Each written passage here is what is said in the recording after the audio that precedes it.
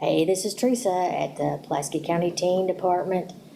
I'm going to be showing you how to make a little do-it-yourself checkers board / bag that you can put your checkers in when you get done. So we're going to make those out of, we use gallon size,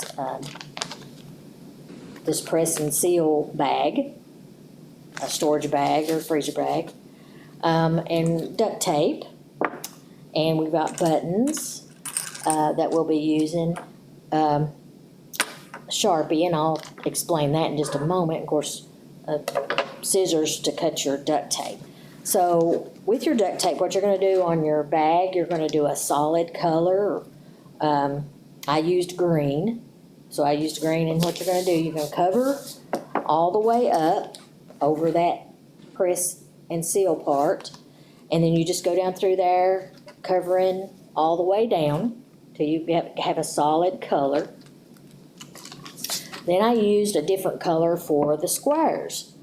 Now you can do that, or you can use the Sharpie if you'd rather not try to take little pieces of duct tape and put on there. You can always take the Sharpie and draw, and it's every other, it's like 4 squares, and it's every other. You can see how it's offset so that you make squares like that, okay, for your checkers. And like I said, you can use a Sharpie if you like instead of the other duct tape.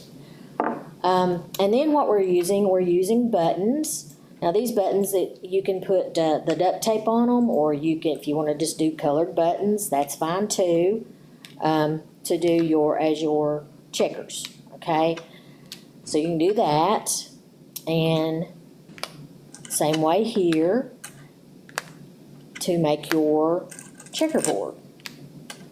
Now, of course, you're going to have more. There is 32 of the squares here, so that you can have another set of the checkers on there to make a full checkerboard.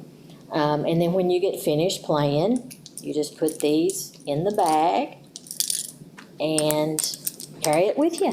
And there you have a carry it with you checkerboard / bag to put your game in. Thank you.